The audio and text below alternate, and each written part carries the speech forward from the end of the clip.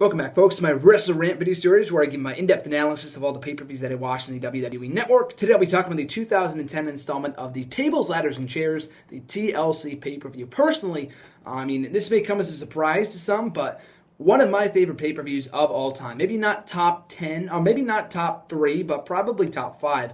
I really enjoyed this pay-per-view, and watching it back on the network kind of brought back some memories. Maybe it's the fact that I have it on DVD, and I try to watch it every December before TLC, but I really thought this was a great show, and it brings back fond memories of that time for me as a wrestling fan. Like, I'm not saying it's the greatest time in wrestling, and it wasn't. 2010 was not the best year for wrestling. But around this time, I thought, watching the show on pay-per-view and stuff like that, I just really enjoyed the show, and watching it back on the network, again, like I do every December, kind of brought back memories for me as a fan. But nevertheless, kicking off the show is a triple threat ladder match, the Intercontinental Championship. The defending champion putting his title up for grabs, Dolph Ziggler, defending against Kofi Kingston and Jack Swagger. Now, Kofi and Dolph had a long-running rivalry from the summer of 2009 over into 2010, and they would feud a few more times going into 2011 and 2012, whatever. But over the Intercontinental Championship, Kofi Kingston was always in chase mode, and he always performed well in his matches with Ziggler. These two had amazing chemistry with one another. And you throw in Jack Swagger, and you have yourself a great ladder match. And by the way, before I go forth with this, this show is different from every other installment of TLC for the fact that this was a pay-per-view that had 2 ladder matches, 2 tables matches. There was supposed to be 2 chairs matches, but there was 1 chairs match and 1 TLC match. So we almost got double of everything on this show, which I thought made it that much better. For some people, it might have been overkill, but I thought it was great. I really enjoyed it, so that's why I like this pay-per-view so much, and I'll get to that later. But a great way to kick off the show, a lot of awesome action. For 9 minutes, they definitely made the most of it. These guys could have easily gone 10 more minutes had they been given the opportunity. But for the time they had, they really made the most of it with Kofi Kingston climbing up the ladder and Jack Swagger applying the ankle lock to Kofi Kingston as he's climbing. A lot of cool spots. And the finish came when Swagger and Kingston were feuding over that title, or battling over that title on top of the ladder. Title falls to the ground. Dolph Ziggler grabs possession of it, like the stipulation of the match states. Whoever has possession of that title as it comes down to the ground wins the match. That was Ziggler. Therefore, he retains the title. It was a very odd finish, and I think I read at one point that he was supposed to catch the championship and not have it fall to the ground and get it first. I don't know if he forgot or the timing was off, whatever.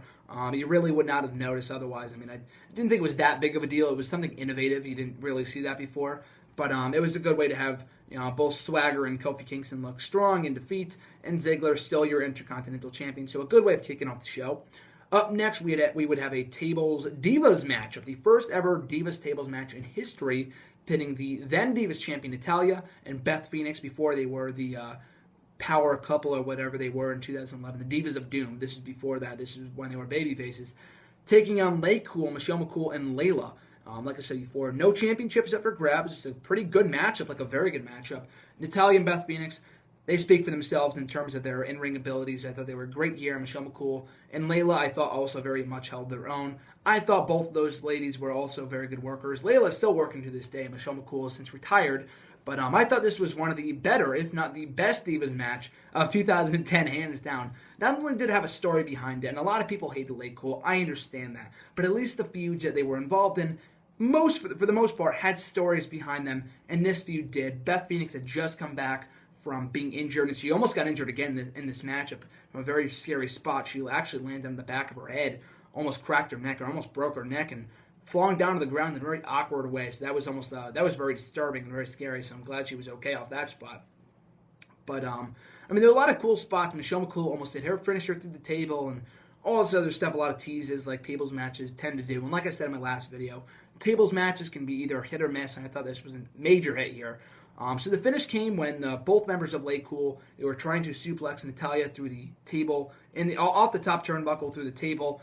She would push both of them off the turnbuckle. They would land on top of each other. I know that sounds kind of sexual and pretty awesome, but nevertheless, it was a cool sight.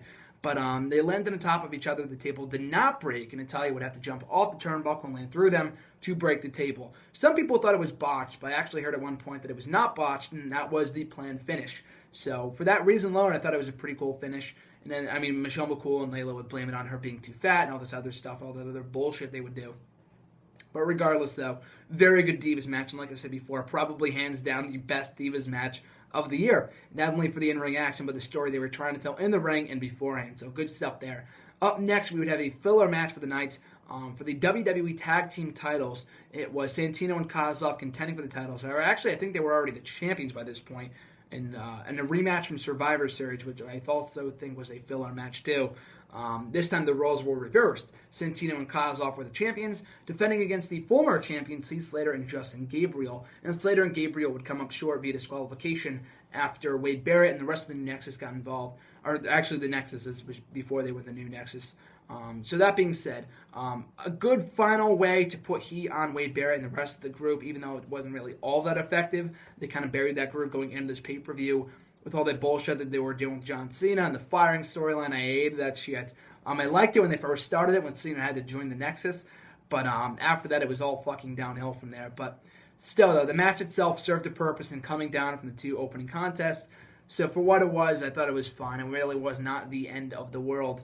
But, was what it was. Up next, another ladder match. This time, a number one contenders match for the WWE Championship, pitting John Morrison versus King Sheamus. Remember King Sheamus? A very stupid gimmick, and I can't believe they went through with that. But still, though, I thought this was a very, very good matchup. Easily the best match the two ever had. They had a pretty boring match at Survivor Series.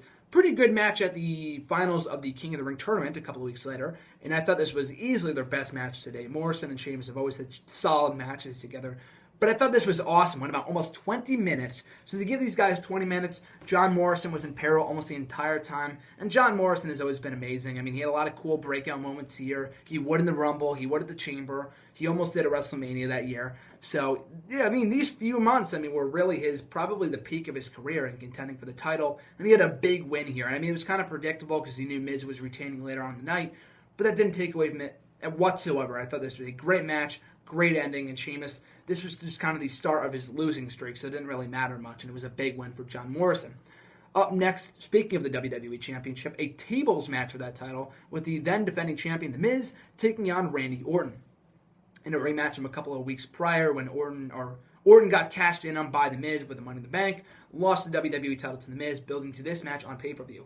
Pretty good matchup. Miz and Orton have always had really good matches, and I thought this was a good match.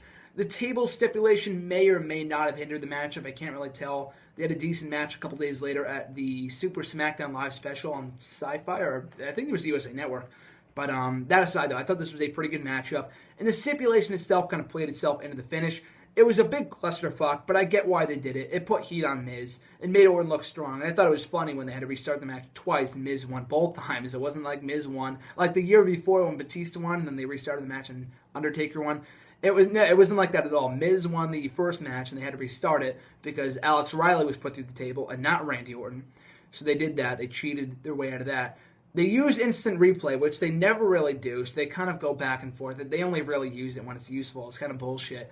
So then Randy Orton's on the apron. Him and Miz are brawling a little bit more. And Miz throws Alex Riley into Orton. He falls off the apron and into the table. Again, the babyface commentators are all screaming about how it shouldn't count. Miz didn't put him through the table. It doesn't matter. The guy went through a table. It doesn't have to be his opponent. It has to be someone. As long as it goes through the table, he loses. So, for that reason, I thought this was a pretty good matchup. I get why they did the stipulation. I get the finish. I wasn't pissed by it. Kept the title on Miz. Kept Orton looking strong and made Miz look like a chicken shit heel, which we were trying to build him up to be. So, very good stuff there. Up next, my favorite match of the night by far, TLC match for the World Heavyweight Championship.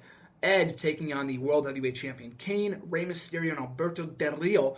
So, of course, it was surely before this, maybe like the go-home edition for this show on SmackDown, that they announced instead of Mysterio and Del Rio, who I thought had a great feud in the final few months of 2010, instead of them facing off in a chairs match on the show, the TLC match between Edge and Kane would become a fatal four-way TLC match, the World Heavyweight Championship. And at the time, I was a little bit pissed because I wanted Mysterio and Del Rio to finish off their feud in a one-on-one match. And they would do that a couple of weeks later on SmackDown. In the first episode of SmackDown in 2010, or 2011, I thought was great, by the way, which I don't know if you can watch on the network. I don't think it's up yet. But anyway, this was a great match. And I think the inclusion of Mysterio and Del Rio absolutely added to it. It could have been a boring as shit match. The Survivor Series match between Edge and Kane wasn't bad at Survivor Series for the world title, but it was okay, and this was miles better than that. And they probably learned their lesson, like, hey, even if we throw in the stipulation that it's TLC, it probably still won't be a good match or a great match. So let's throw in these guys, put it all together, and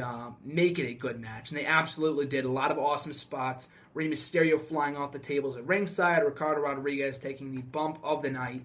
I think it was Ricardo. I know Del Rio took a bump the following year. Or maybe it was vice versa. I think it was Del Rio. Yeah, it was Del Rio on this show, Ricardo the following year. Del Rio falls from the top of the ladder, almost about to win the championship, and threw 2 tables at ringside, taking him out for the rest of the matchup.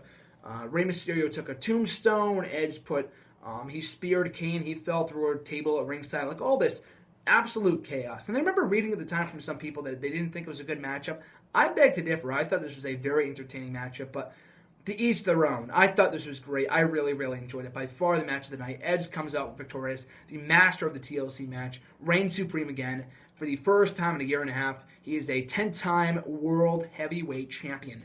So great stuff there. I thought the finish was awesome. The right person went over. And the in-ring action I thought was absolutely, extremely awesome and entertaining. So 2 thumbs up there. And I thought that should have closed the show, but I could see why they closed with this matchup. But nevertheless, John Cena versus Wade Barrett in a chairs match. And the match itself was okay. Like I said in 2009 for my 2009 review of the chairs match between Batista and Undertaker, it probably would have been a much better matchup without the stipulation of the chairs match. I always thought the chairs stipulation was just bullshit, and it was here too. It's just so stupid. Like, what's a chairs match? Like, it makes no fucking sense. But John Cena took out the rest of the Nexus throughout the night, so kind of getting Wade Barrett one-on-one here. So, like I said before, I thought their Hell in a Cell match a couple of months prior to this, which I did review here on the channel, go back and check it out, cheap plug, was a lot better than this one, but I thought this was a pretty good matchup. John Cena AAing Wade Barrett onto a stack of chairs, which were kind of lined up, getting the 1, 2, 3, the winner. So he reigns supreme, takes Wade Barrett up the ramp, and then Wade Barrett goes under like this rolly thing, which they put the chairs on. He goes underneath it, and John Cena, he takes a string of chairs which are hanging from the ceiling, and I miss these kind of sets with all the budget cuts. We don't get them anymore, and I thought this was a fucking awesome set. And Cena pulls the string, the chairs fall down on top of this rolly thing where they put the chairs on, and it's fucking, like, it doesn't do anything. Like, maybe I can get the, maybe the vibration of it or something, but it wasn't even like Wade Barrett was injured. Like, they played it up as this big thing, like he was fucking dead. But, I mean, he was under the thing, like he wasn't hurt at all, so that made no sense. But it was a cool visual, nevertheless, and one way of John Cena ending the Nexus before they would reboot the new Nexus 8 days later, whatever else. But still, though, I thought this was a great show, and of every installment of TLC, it's really up there because I really enjoyed the 2011 one, I really enjoyed the 2012 one. But of the 3, I would probably say this was my favorite. Was it the best? Maybe not. Maybe the 2012 one was the best, but I thought this was easily my favorite. There's a big difference between favorite and best. But great stuff here. Would really, really recommend you go out of your way to watch the show. All the matches I thought were great. The ladder match, both ladder matches were awesome. The main event was okay. I could see why they closed the show with that. The TLC match, absolutely go out of your way to watch. Again, maybe all-time greatest TLC match of all time, probably not. Maybe not even in the top 3 top TLC matches of all time. Maybe not even the top 5. But I thought it was great, and I would put it in my top 5 favorite TLC matches of all time. Miz and Orton had a good match. Morrison and Sheamus, great match. Opening match, like I said before, really, really good. Really, really good. And the Divas match is also exceptional as well. Like I said before, 2 thumbs up for this pay-per-view. Definitely go back and watch it on the WWE Network. In my next video, I'm talking about the 2011 installment. A lot of milestone moments on that show. Really enjoyed watching that show as well, so I'll be talking about that in my next video. But in the meantime, folks, you can check me out on Facebook at Graham Chase Matthews, on Twitter at WrestleRant. And like I said before, make sure you like, comment, and subscribe. All support is greatly appreciated. I'm Graham Chase Matthews, and I'll catch you guys in my next video.